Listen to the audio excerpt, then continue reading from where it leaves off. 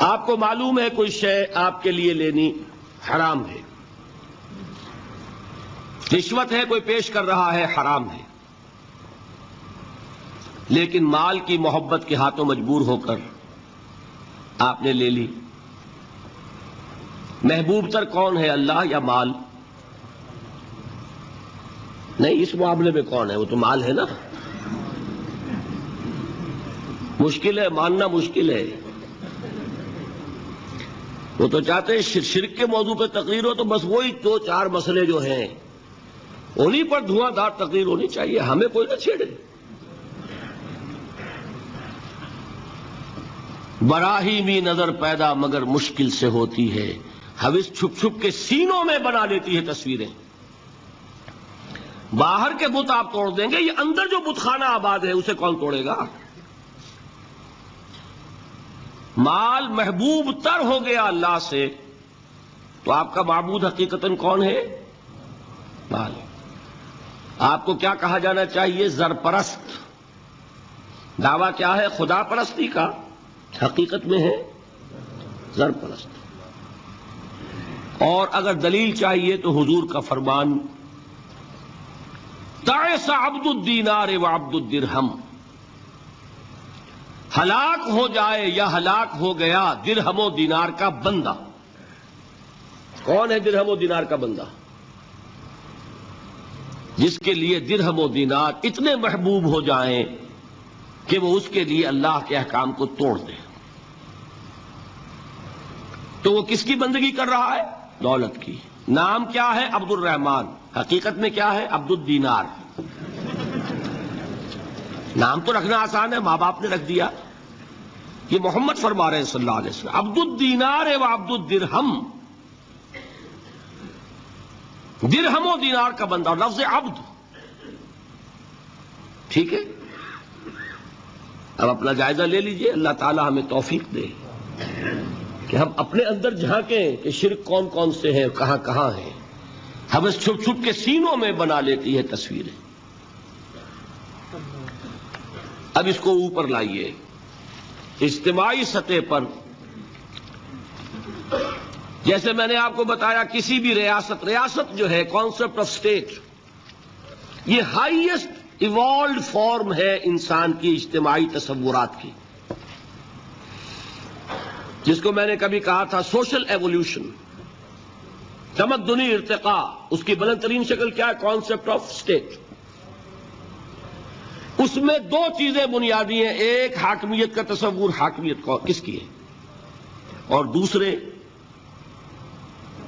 اس میں رہنے والوں کو باہم جوڑنے والی شے کون سی ہے، انہیں ایک قوم بنانے والی شے کون سی ہے، ایک نیشن۔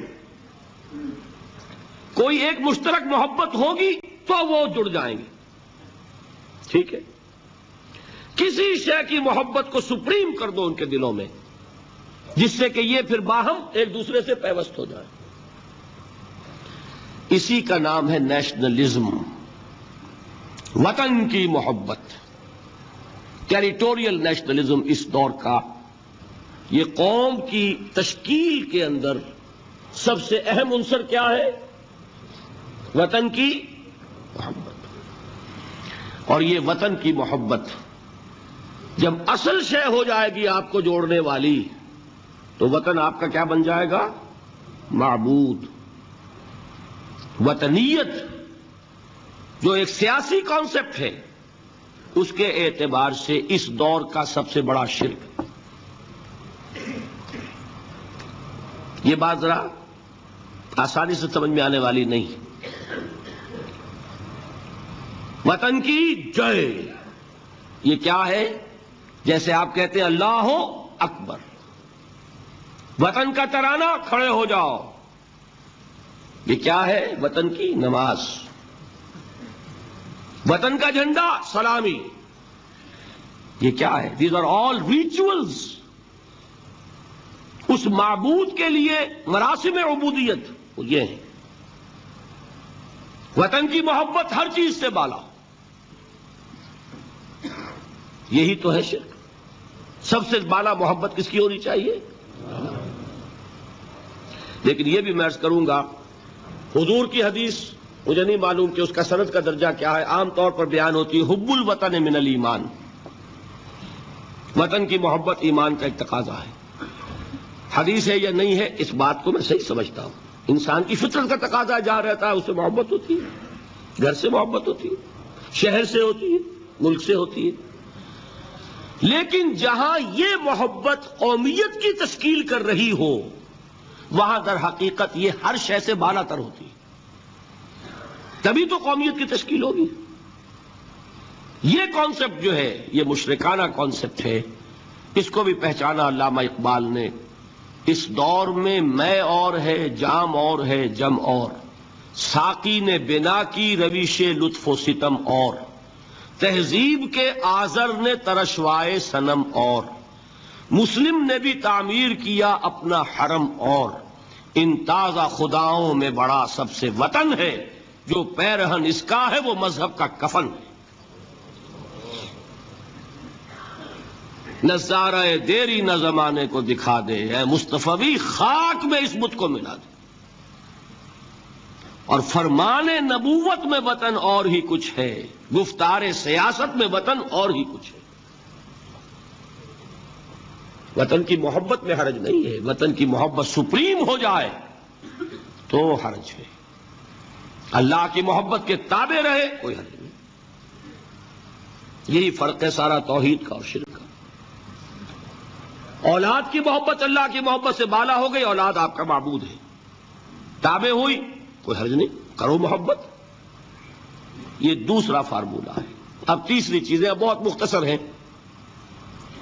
عبادت کی ایک روح بتائی حضور نے، لب لباب کہیے اس کا، وہ کیا ہے؟ دعا۔ الدعاء مخ العبادہ، الدعاء هو العبادہ۔ حضور کی یہ دو احادیث بہت سادہ، بہت مختصر۔ دعا ہی عبادت کا جوہر ہے۔ مخ کہتے ہیں ہڈی کے اندر جو گودا ہوتا ہے وہ مخ ہے۔ گودا جو ہے عبادت کا وہ کیا ہے؟ دعا۔ توحید فی الدعا کیا ہے؟ صرف اللہ کو پکارا جائے گا۔ اور شرک فی الدعا، جس کو بھی پکاریں گے آپ مدد کے لیے اس کو آپ نے معبود بنایا ہے، کسے باشد۔ یہ مسئلہ سمجھ لیجئے، لا تدعو مع اللہ احدا، اللہ کے ساتھ کسی کو مت پکارو۔ حضور نے فرمایا کہ جوتی کا تسمہ بھی مانگنا ہو تو اللہ سے مانگو۔ اللہ نے تو دروازہ کھولا ہوا ہے، جو چاہو مانگو، کسی اور سے مت مانگو۔ دیکھیے ایک علمی مسئلے اور ہوتے ہیں، یہ جو روحانیات کا معاملہ ہے، عالم ارواح میں کیا صورت ہے، ارواح صرف کہیں اللہ کے پاس کسی کولڈ سٹوریج میں ہے یا اس کا اس دنیا سے بھی کوئی تعلق ہے، یہ علمی مسائل ہیں۔ فرض کیجئے اس وقت کوئی ارواح یہاں موجود ہو، فرض کیجئے، میں اس کا انکار نہیں کروں گا، ہو سکتا ہے کہ ہو سکتا ہے کوئی روحانیت والا شخص بتا بھی دے کہ ہاں فلاں کی روح موجود ہے، ہوگی بھائی، اسے نظر آتی ہوگی، ٹھیک ہے۔ یہ بھی ہو سکتا ہے کہ کوئی شیطان جن ہو اور وہ دھوکہ دے رہا ہو کہ میں فلاں کی روح ہوں، ہو سکتا ہے کہ نہیں؟ لیکن یہ بھی ہو سکتا ہے، وہ بھی ہو سکتا ہے، مجھے اس سے بحث نہیں۔ مجھے جس سے بحث ہے وہ یہ ہے کہ مجھے پکارنے کی اجازت نہیں ہے، ہوا کرے، کسی کی روح موجود ہوا کرے، مجھے میرے رب کی اجازت نہیں ہے کہ میں اسے پکاروں۔ مدد مانگوں گا اللہ سے، دعا کروں گا اللہ سے، استغاثہ کروں گا اللہ سے، تکلیف کے لیے دہائی دوں گا اللہ کی۔ اب اللہ جس سے چاہے کروا دے، کسی روح کو بھیج دے، کسی فرشتے کو بھیج دے، مجھے کیا ہے؟ مجھے آم کھانے ہیں، پیڑ نہیں گننے۔ فلاں روح نے آگے کام کر دیا، کرے بھائی، میرا کام بننا چاہیے۔ اور فرشتہ آ گیا، اس نے کام بنا دیا، کرے، مجھے کیا غرض ہے اس سے، میرا کام بننا چاہیے۔ میرا مسئلہ یہ ہے کہ مجھے پکارنا ہے صرف اللہ۔ اللہ کو اس کی بھی قدرت ہے، کسی کو نہ بھیجے، نہ کسی روح کو بھیجے، نہ ملائکہ کو بھیجے، بغیر کسی کے جو چاہے کر دے۔ اللہ کا مرضی ہے، وہ چاہے کسی روح کو بھیج دے، کسی فرشتے کو بھیج دے، مجھے اس سے غرض ہی کوئی نہیں۔ مجھے تو اپنی تکلیف کا دور ہونا مطلوب ہے، اس کے لیے میں پکاروں گا. سمجھ رہے؟ دیکھیے میں سادہ ترین کر رہا ہوں مسئلہ. عبد القادر جیلانی کی روح یہاں ہے یا نہیں، حضور کی روح انور یہاں ہے یا نہیں، یہ تو علمی مسئلہ ہو گیا نا. یہ فرشتے یہاں ہیں کہ نہیں، کوئی اختلاف ہے؟ میں پکار سکتا ہوں اسے کہ بھائی ذرا میرا کام کرتے نا. یہ کروں گا تو شرک. موجود ہیں کرامن کاتبین ہے کہ نہیں؟ موجود ہونا نہ ہونا یہ مسئلہ علمی. جو اصل میں شرک سے متعلق مسئلہ ہے وہ یہ ہے کہ پکارنے کی اجازت نہیں. دیکھیے حضور کی ایک حدیث ہے اور یہ ایک ہمارے لیے خوشخبری ہے. آج 8واں دن ہے آپ اپنی نیند کی قربانی دے رہے ہیں، آ رہے ہیں، سن رہے ہیں. یہ حدیث بھی سن لیجئے، بشارت والی حدیث ہے. مجتمع قوم فی بیت من بیوت اللہ، نہیں جمع ہوتے کچھ لوگ اللہ کے گھروں میں سے کسی گھر میں. اس کا مصداق اول تو مسجد ہوگی، لیکن تقریباً تمام محدثین نے مانا ہے کہ صرف مسجد تک محدود نہیں ہے، سب گھر اللہ کے ہیں. یہ جگہ کس کی ہے؟ تو عام ہے یہ چیز، لیکن مسجد کا ہوگا تو وہ مصداق اول ہو جائے گا. مجتمع قوم فی بیت من بیوت اللہ ہے یتلون کتاب اللہ ہے ویتدارسونہ بینہم. کام کیا کر رہے ہوں کہ اللہ کی کتاب پڑھ رہے ہوں، وہ سمجھ رہے ہوں، سمجھا رہے ہوں. تو کیا ہوتا ہے؟ الا نزلت علیہم السکینہ، ان پر اللہ کی طرف سے سکینت کا نزول ہوتا ہے. وغشیتہم الرحمہ، رحمت خداوندی انہیں ڈھانپ لیتی ہے. وحفتہم الملائکہ، فرشتے ان کے گرد گھیرا ڈال لیتے. وذکرہم اللہ فی من عندہ، اور اللہ ذکر کرتا ہے ان کا ملائکہ مقربین کی محفل میں. دیکھو تم کہتے تھے یہ انسان بڑا گھٹیا ہے، میرے وہ بندے اس وقت میرے گھر میں جمع ہے صرف میرے کلام کو سمجھنے کے لیے. اللہ فخر کرتا ہے، ذکر کرتا ہے اللہ اس محفل میں فی من عندہ. تو فرشتے ہیں کہ نہیں؟ ان فرشتے کو پکار نہیں سکتے.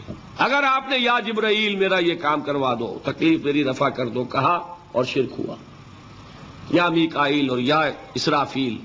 اسی طرح اگر آپ نے کسی اولیاء اللہ کے ارواح میں سے کسی کو پکارا، اسی طرح اگر آپ نے انبیاء کو پکارا، جس کو بھی پکارا وہ شرک ہو جائے گا. پکارنے کی اجازت نہیں ہے. پکارو صرف اللہ کو، اللہ جس کے ذریعے سے آپ کا کام کرائے اس کا اختیار ہے.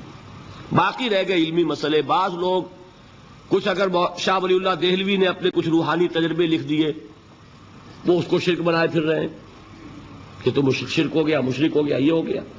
بھائی وہ علمی مسائل ہیں. مثال کے طور پر اس میں پھر عرض کروں گا، کوئی اختلاف کرے اتفاق کرے. شاہ ولی اللہ نے یہ لکھا ہے کہ اولیاء اللہ کی ارواح ان کے انتقال کے بعد ملائکہ کے طبقہ اسفل میں شامل کر دی جاتی ہیں، اور اللہ جیسے اپنے احکام کی تنفیذ فرشتوں سے کرواتا ہے، ایسے ہی ان کو بھی اس کام میں لگا دیتا ہے.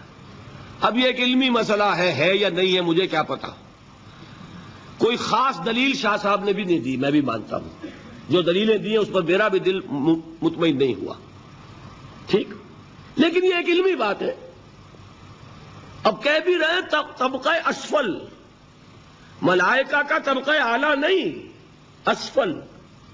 اللہ تعالیٰ کی ایک بیوروکریسی ہے، اس بیوروکریسی کے نچلے درجے میں اگر یہ بھی شامل ہو جائے تو میرا کیا بگڑتا ہے؟ فرشتے بھی ہیں، وہ بھی ہو جائے، وہ بھی اللہ کے احکام کی تنفیذ کر رہے ہیں، وہ بھی کر دیں. اصل مسئلہ یہ کہ مجھے اجازت نہیں ہے، میں طبقہ اعلیٰ کے فرشتے کو نہیں پکار سکتا، اسفل کو کیا پکاروں گا؟ میں جبرائیل کو نہیں پکار سکتا، سید الملائکہ انہیں نہیں پکار سکتا. یہ ہے اصل بات. نداء لغیر اللہ، اللہ کے سوا کسی اور سے دعا، کسی اور سے استغاثہ، استدعاء، استمداد، یہ استعانت، یہ ہے اصل میں شرک.